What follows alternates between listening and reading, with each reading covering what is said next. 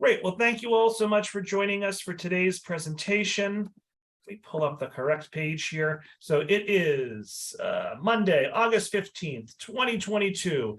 Today's session is entitled Get Ready for Your Next Job Interview. Today's job seeker must be prepared for any interview scenario by Skype or Zoom, by phone or in person. This session will outline steps to get yourself prepared, tips for handling various interview situations, what information is essential to brush up on, as well as potential questions you'll need to be ready to answer. And please bring your interviewing questions for the Q&A afterward. So this webinar is led by Elizabeth Gross, who's the founder of Job Search Divas. Let me let Cindy in. A former marketing executive at Monster.com. Elizabeth's assisted countless people with their resumes and job searches.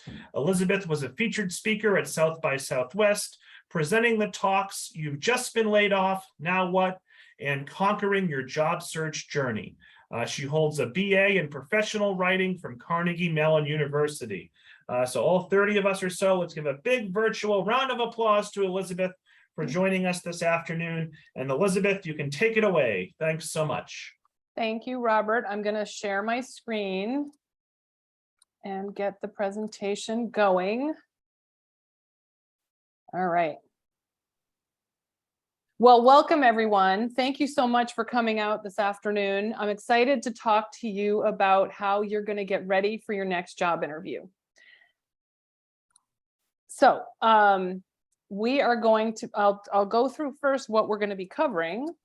Which if I can get, first I'll go through Job Search Divas. Sorry, I just was a little backwards there. What we're going to be doing today is talking about getting ready for your next job interview. What are the things that Job Search Divas helps people with? All different types of things as you are navigating your job search journey. I help people with their resumes. I help them with LinkedIn profiles, cover letters, job search strategy, how they're going after the next opportunity. And then finally, I help folks rehearse and prepare for interviews. And that's obviously what we're going to be covering today. So here's how we're going to go through everything. We're going to start with what you need to prepare as you're getting ready for your next job interview. We're going to talk about what questions you should ask in an interview. We're going to go through different interview scenarios to prepare for, because there's many different kinds these days. And we're going to spend a little time specifically talking about the virtual interview, which is obviously, gained popularity during COVID. Now some of that seems to be here to stay. So we've got some special tips around how you're going to handle those virtual interviews. Tips for success, how to make sure you're making the most of your interview preparation, how you're going to follow up afterwards. And then I'm going to summarize everything so that we can go through how you're going to get ready for your next job interview. And then, as Robert mentioned, we're going to have time at the end for Q&A. Of course, if there's a point during the meeting that you can't hear something I said, or you want me to repeat it, or I need to explain it further, please raise your hand. Robert will stop me and we will cover your question, and then we'll get right back into it. So, but let's get started now. Let's start by talking about what you're going to prepare. So an interview is coming. You've got it on the schedule. Or even if you don't have it on the schedule yet, but you know it's going to be scheduled, what do you want to do to make sure you're ready? The first thing you want to make sure is that you are really prepared with your knowledge about the company. So you want to learn as much as you can about the organization that you're interviewing with. Go to their website, look for news articles or press releases, things that they've been that they put out there about their company. Google the company and see what comes up that might be written by a third party, or third party organizations that might cover things that are going on at the company. If you have access to Hoovers, that can be a really good resource to find out more about the organization. And then of course, LinkedIn. So today, every company, most every business, any organization has a LinkedIn page, a LinkedIn business page. And that page will cover things like what their mission is, how many employees, where they're located, things that you might also be able to get on their website, but it might also take that in a different spin. So definitely spend some time on LinkedIn looking at information about the company.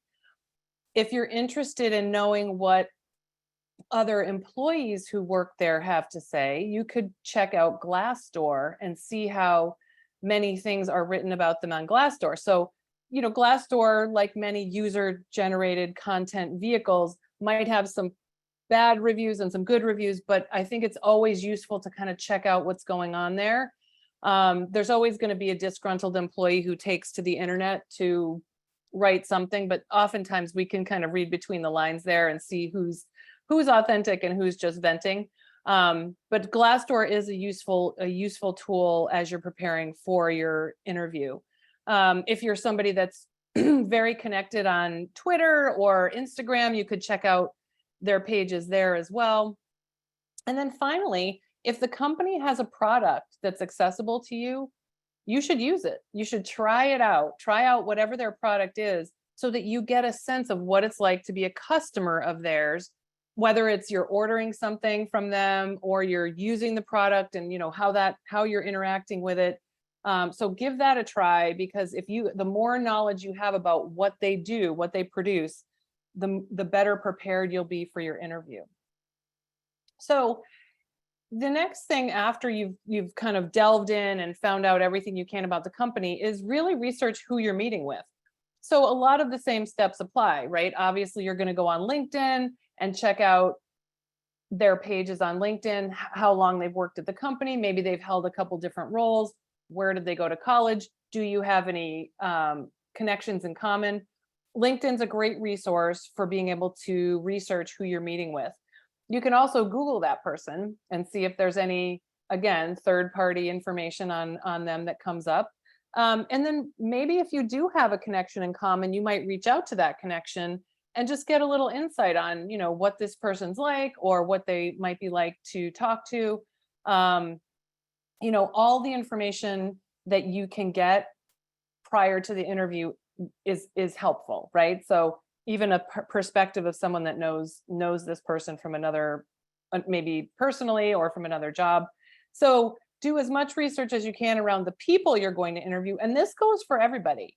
So this goes for the hiring manager, even the recruiter that you might talk to during the phone screen or the screener stage. Research everybody as much as you can, because you want to make sure you're fully prepared for this meeting and you want to be knowledgeable about them and about the company. Another very important thing to prepare is what your qualifications are for the job. What's your relevant experience? What are the accomplishments and achievements that you have had in your career as it relates to their job posting and the requirements that they've listed in that posting? It's really essential that you're not just giving answers based on what you can do. It's how you can frame those answers in terms of what they're looking for. So you might even take that job posting in your preparation phase and see if you can identify a few key themes and aspects of the job that seem most important. And then when you're in the interview scenario, make sure you're answering your questions, giving those themes some prominence. So if I'm, making this up, obviously, but if if one of the key themes is exceptional attention to detail, you might want to talk about different examples during the interview scenario where you managed the details and you successfully managed the details or the project or the process. So you want to weave in those examples that help reinforce your qualifications as they relate to the requirements in the job.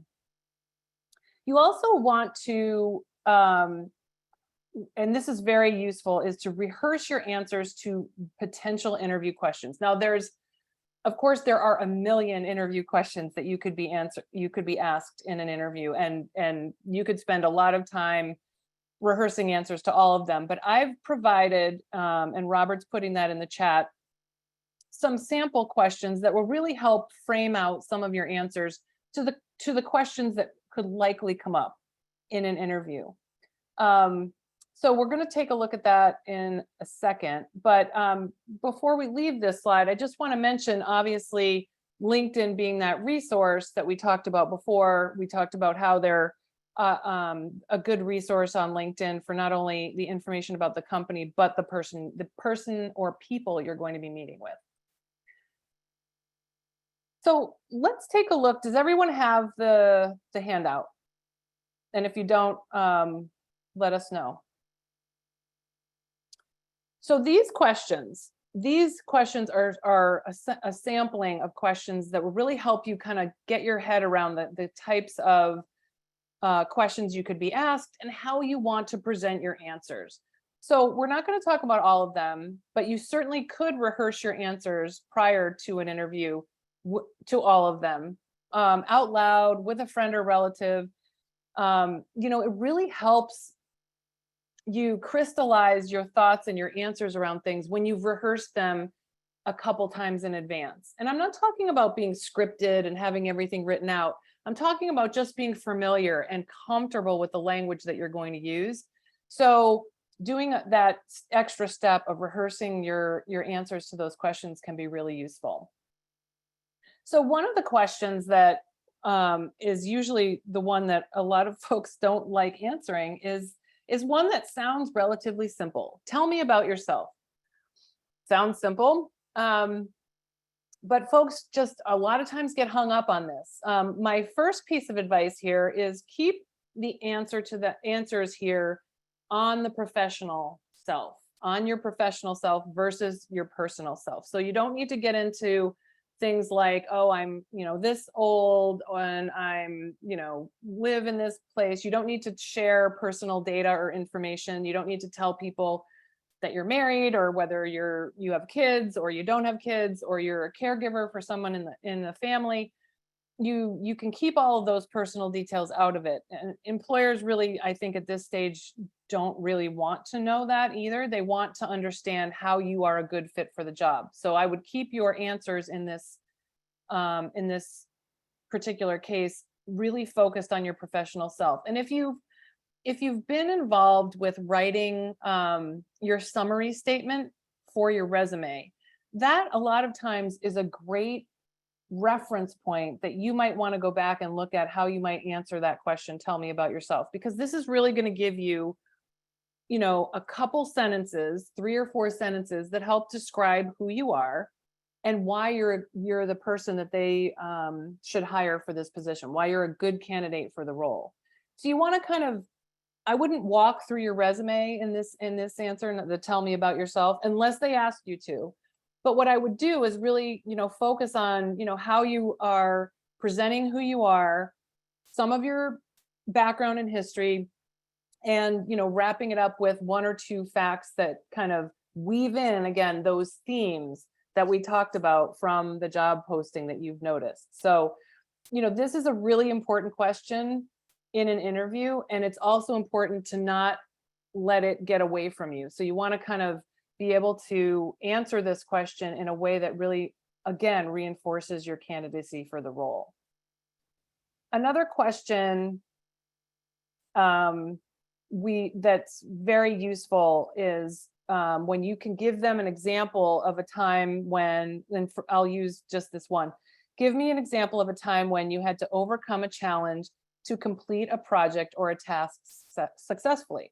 So going into interview scenarios, it's really useful to have a few, and I call them case studies, but these could also be examples of how you have dealt with a certain situation and turned it around into a success.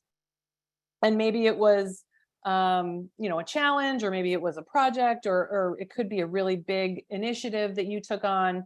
So it's a good rule of thumb to have a couple of these case studies prepared before an interview that cover a couple challenging situations you've experienced and how you've overcome them. you might have these included on your resume already as successes.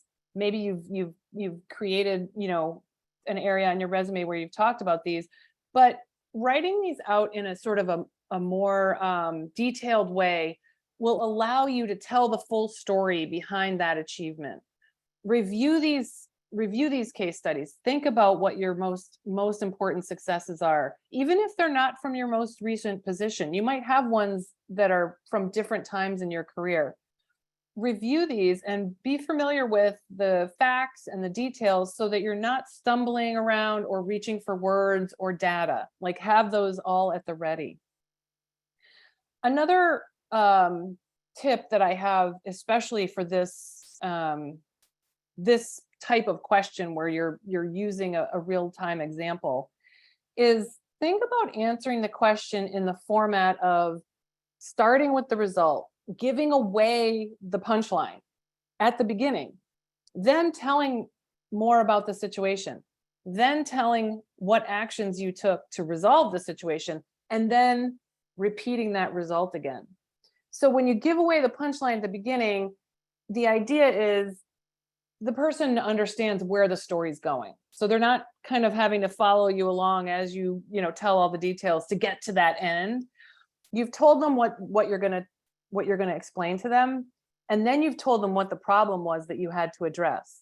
Then you told them what actions you took to address the problem and how it was a success again. And let's use a marketing example. Maybe okay, here's the situation. The company I worked for needed to increase their YouTube followers by 10,000 people. They had a really great following on a number of other social media platforms, but they knew YouTube was an important channel for them. They didn't have enough followers, so we needed to put together a campaign to increase followers. So that's going to be the situation, right? So I'm going to start with the company I worked for in the marketing capacity. We had a campaign that resulted in 10,000 more YouTube followers. We needed more followers. Here's my situation. We needed more followers because we knew YouTube was an important channel for us to share information. We had other social media channels that were very strong, but we needed more on YouTube. How did we do it? And here's my action. We decided to use those other channels to distribute content and to have people also elect to join our YouTube channel. And when they saw that content, they realized they wanted more of it and they wanted to be involved with YouTube. So by creating a campaign where we utilize the other social media platforms, we were able to get more followers on YouTube. Kind of a simplistic answer to the question, but you kind of get the point. So we gave away the punchline at the beginning, we told them how we did it, and then we repeated that again at the end. Let's talk about one of the other questions that seems to give people a lot of agita. Why are you leaving, or did you leave your last job? Okay, this is definitely one of the toughest questions. And it's really essential that when you're answering this question, you leave negativity out of it. Sometimes what you want to say is, this company that I work for is so dysfunctional. No one can make decisions. I'm stuck in a dead-end job. I don't get along with my boss.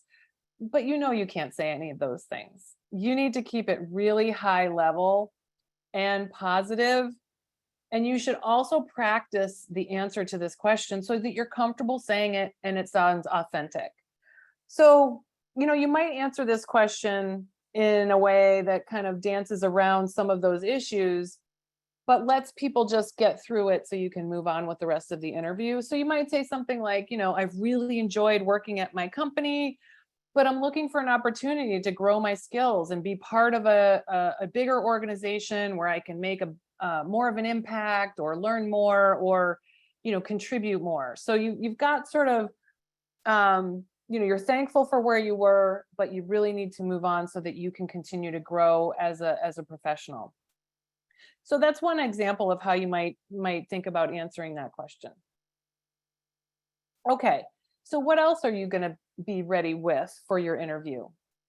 You're going to be ready for a bad interviewer. And this is tricky because you don't know when you're going to get the bad interviewer. And I'm sure many of you have had bad interviewers where you feel like, I'm not able to get a word in edgewise. Maybe the person is talking so much about the job or the company or their position or something else that you're sitting there thinking, oh my gosh, like time's a ticking and they're not asking me any questions. I'm not able to share anything about myself. All they've got is my resume and I am not able to get a word in edgewise. So it's really important to have a strategy for this because it can happen. And it's, you don't want to leave anything. You don't want to leave a meeting like that thinking, geez, I should have redirected this somehow. So you really need a strategy to redirect the conversation to the job and your skills. And maybe one of the strategies you could think about is, if you need to sort of redirect the conversation, you could say, hey, I would like to ask a question about how much project management is really included in this job, because I actually have, a history of project management and being very successful in project management roles. And so I'd love to be able to share that a little bit of that with you as we talk about the project management responsibilities in the position. And you can see if that kind of pause and kind of shift will help you break that cycle of this interviewer not really letting you get any information in otherwise. So you need to really have a strategy around that. Know that there's some times where people on the interviewing side are just as nervous as you are. And so that may get them into a mode of not really having a good balance for the interview. So you want to make sure you have a strategy for how to address that. And so the final thing there's many things you can obviously be prepared with, but one of the other things is to have your questions ready. So you're going to need to be ready for that point in the interview where they say to you, whether it's the hiring manager or the HR person or whomever, they're going to say, what would you like to ask me? Or do you have any questions for me? And the answer cannot be no. It needs to be, yes, I have questions. And yes, I'd like to ask them. So you need to have some questions prepared. And I'm just going to go on to the next slide. So think a minute here. So we're going to do this activity together. So guys, I want everybody to think about what questions will you ask during the interview. And then if you could put those in the chat, Robert will read those to us and we'll talk about them a little bit. So take a minute to think of questions you'd ask in an interview situation of your future employer. And then consider, as you're thinking about these questions, how do you position yourself through those questions as a strong candidate? And then we'll talk about them a little bit. And my pro tip here is really, leave the what's in it for me questions for a later point in the interview process. So consider the first couple phases of an interview as ones where you're really getting to know whether the company is somebody you want to work, a company you want to work for, whether you have, you're aligned in terms of what your skills are and what they're looking for, whether you like the folks that you're interviewing with. But I leave the questions for later about like, what are the hours and, how much vacation time do I get? What's the salary? Of course, they might ask you that anyway, but what your requirements are. But and flex time, I would keep some of that stuff out of it in the first phase and just think about, the questions that really position you as a strong candidate. So what have we got, Robert? Do we have any questions coming in? A couple of questions so far. 1 second. Let's see. What do you want of the new hire in the first 3 months? What are current pain points where the team needs support? Lorraine, I like this one. Why didn't you hire me when I interviewed 2+ years ago? Sue asks, what are the priorities of the position? Anne suggests, what would a typical day look like in this position? Similar, what's a typical day at work? Angela's, how does the team communicate and coordinate their work? Nancy says, what do you like best about working here? Maria, are there aspects within the company that need to be improved that I might be able to help with? Cindy says, so Cindy, I think we're going to skip that for now. Any other questions that you would ask the interviewer? So I think those are fantastic. Everybody, that's exactly the kind of thing that I would bring to an interview situation. Especially about, an icebreaker on your side could be, why did you join the company, or what do you like about working here? So really getting the personal aspect of your interviewer's frame of mind about where they work. But also, what does your role that you're interviewing for have, how does it contribute to the company's mission, right? So how does this role further the company's mission? How do I fit in if I'm going to work in this organization? How about this question? This is one that I think is pretty good. Tell me about your most successful employees. What do they do differently? So that obviously would be a question that you would ask the hiring manager, who manages the team that you'd be reporting to.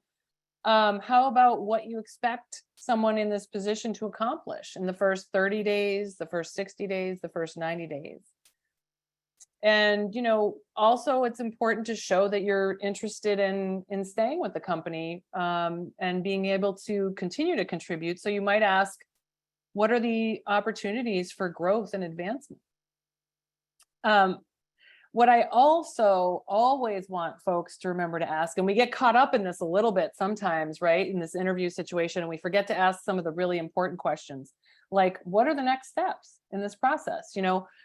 Where am I in the interview cycle? Am I, candidate number 1, or am I candidate number 52? And, when do you guys think you'll be making a decision, and what can I expect?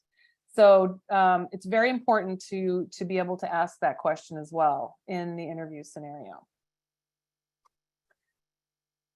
So all of those, I think, you could certainly go into an interview with, 10 or 15 questions. The likelihood is you're going to be able to ask just a few. So I would make sure you have some of those as your priority questions. And then if you get a chance to ask more, obviously, you can have those others as backup.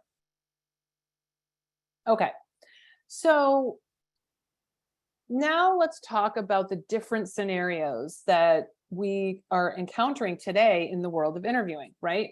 So there's different types. First of all, you're most likely going to, if you get chosen to go through the interview process, oftentimes you start that with a phone screen.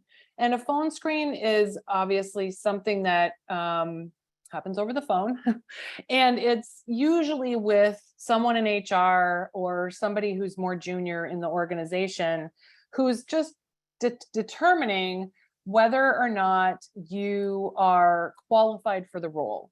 It's as important a step in the interview process as everything else that we've talked about. Even though it might be with someone with HR, these are the folks that are holding the keys to move you on to the next phase. So the preparation for this phone screen is as important as all of the other types of interviews that you'll go through.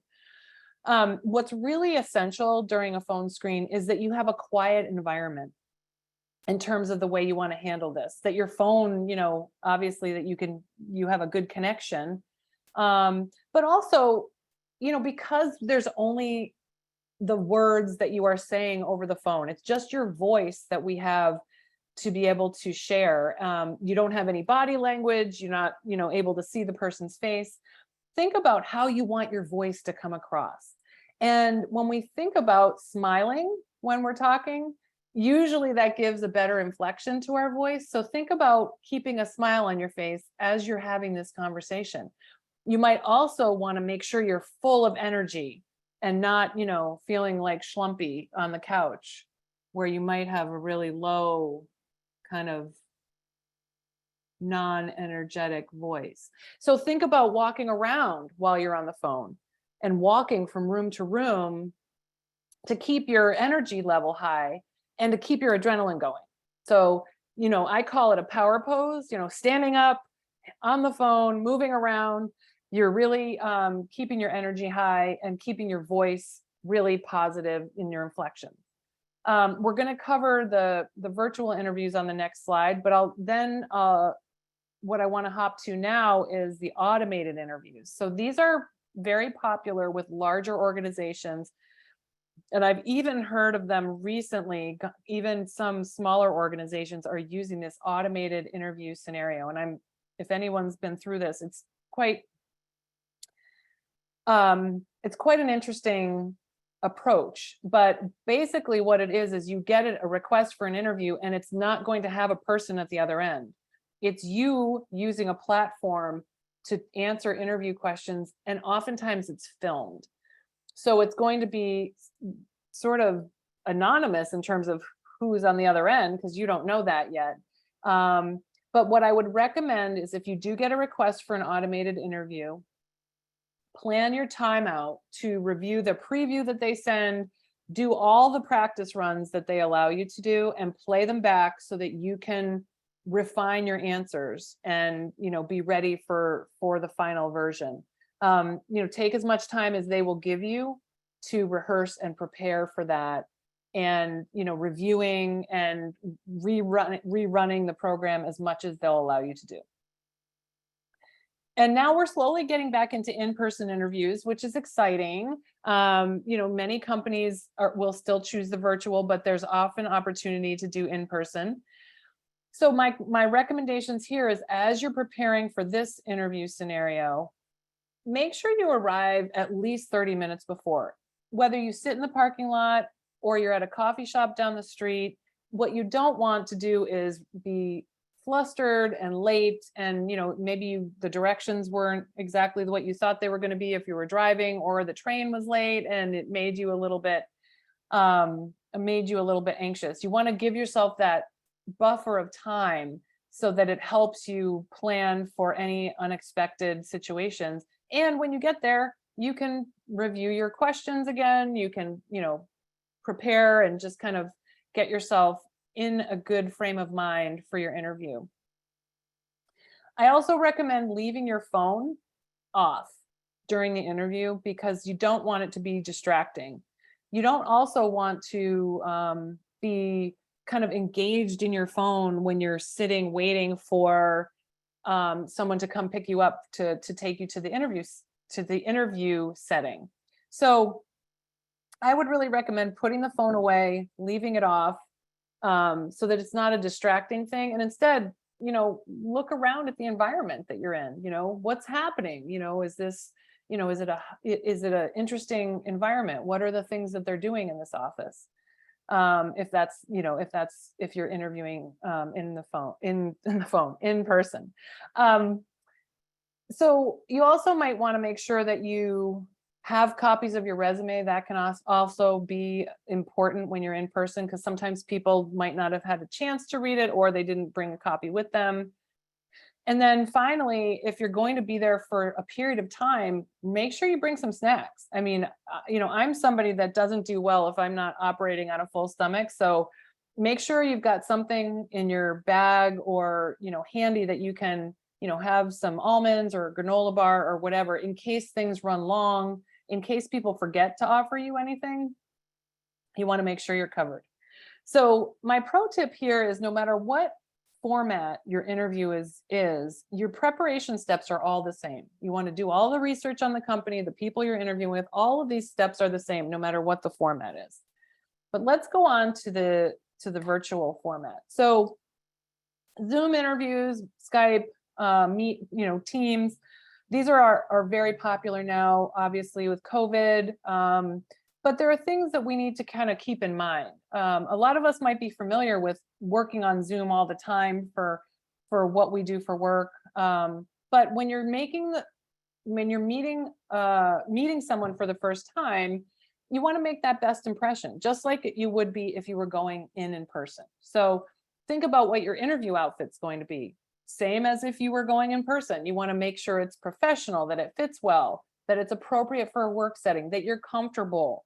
The lighting for your Zoom interview should come from the front, not overhead or behind you, so that it's sort of blowing out like as a really distracting element behind you. So you want to make sure the lighting comes from the other side of your screen.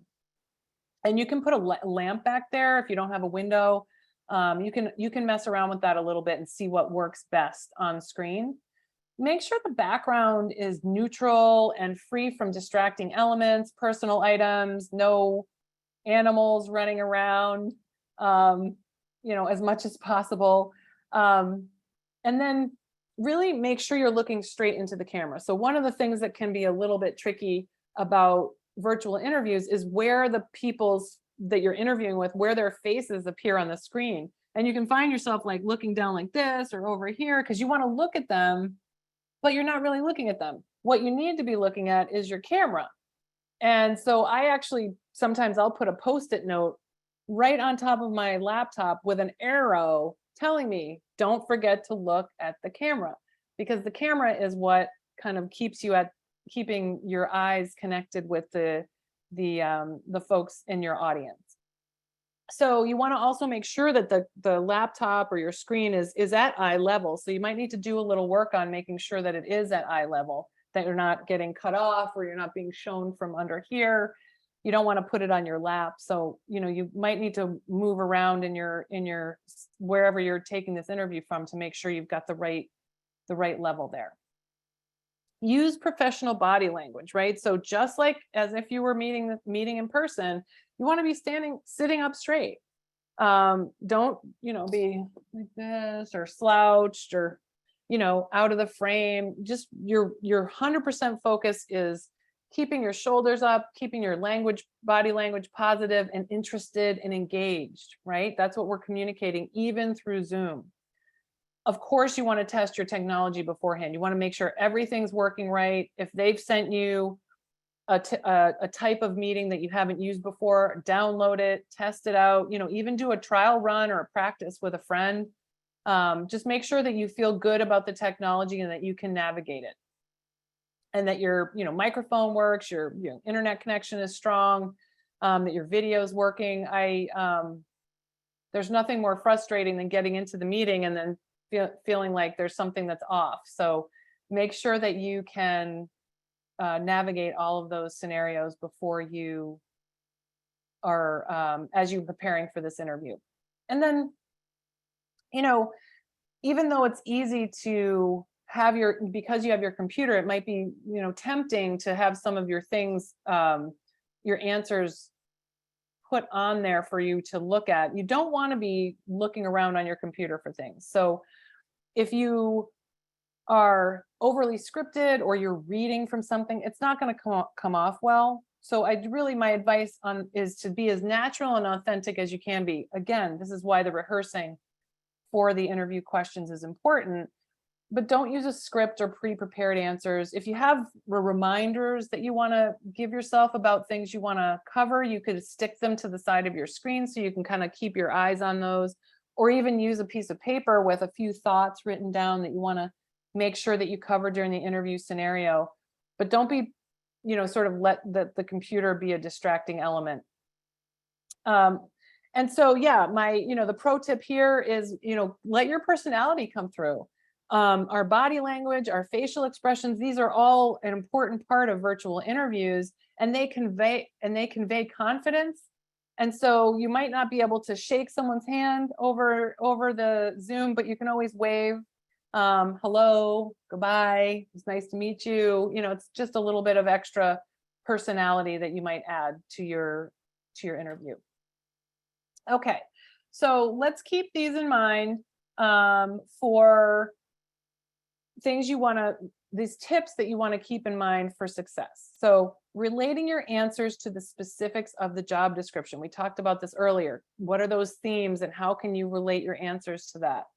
Keep your answers short and to the point, using that framework with the giving away the result first, then talking about the situation, then the action, and then the result again. Think about that framework as you practice your answers and keep them to the point.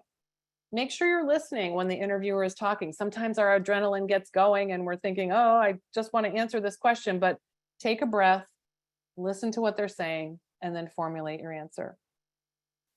And then relax and be yourself. Don't, think about how you can harness the energy that's getting you ready for this. Sometimes we get a little nervous, but adrenaline can be a good thing. It gives us some energy. So just make sure that you are being yourself and relaxing as much as possible. An interview is a conversation between people, and you have conversations with people all the time. So if you can kind of put your head in that frame of mind, that maybe it'll help calm some of those interview jitters. And then how are we going to follow up? So, thank you notes are really a point of difference today. Everything is feeling a little bit, less personal because we might have done our interview on Zoom and we might have never met some of these folks ever. There's all different types of reasons why interviews are different and why our world is different today. But thank you notes are still a good practice. Even after you've met the recruiter in the phone screen, the hiring manager, or you've been in a panel interview, it's a good practice to always write a thank you note. It keeps you top of mind with the interviewer. Obviously, you want to try to make sure you get their contact information or business cards if you're in person. It used to be nice to be able to write a thank you note in the mail, but of course you want to make sure it gets there so that you're still top of mind. So I would say email is your primary method of delivering that thank you note, and make sure it's within the 24 hours after the meeting. So don't let it go too long, because you really do want to stay top of mind. And really, a thank you note can just be a simple piece of communication that says, thank you for your time. I really enjoyed, learning more about whatever the things are in the meeting that you covered, or maybe more about the company. And then reference a skill and expertise that you have that, again, is relevant to that role. Remember the themes and remember the discussion you had, and what is that last, piece of information that you could add in there to help keep you top of mind. And then just let them know that you're looking forward to hearing from them about next steps, and close it up. Short and sweet. Doesn't have to be long. A paragraph is plenty. So that, yes, and we talked about the email. So that's my pro tip. So let's review the steps for getting ready for your next job interview. You want to prepare. I cannot say enough about being prepared. You want to research the company information, the background of the people you're interviewing with. You want to review your skills and how they relate to that job description. What are the most important things that they're looking for, and what is it that you offer that you can connect with them? Rehearse those interview questions and prepare your own questions to ask. Have a strategy at the ready in case you run into a bad interviewer, and think about what that strategy is going to be. Plan accordingly for the type of format. Is it Skype? Is it Zoom? Is it automated? Are we just doing a phone screen? Are we going in person? Plan accordingly. All your steps are the same in terms of preparation. You just may have to modify them slightly depending on the format. Keep your tips for success in mind, and don't forget to follow up with thank you notes. So that is all I have for today. I am going to say thank you to everybody and then ask if you have questions for me. All right, wonderful job, Elizabeth, as expected. Let me stop the recording, and then I'm going to ask some questions. Okay. And actually,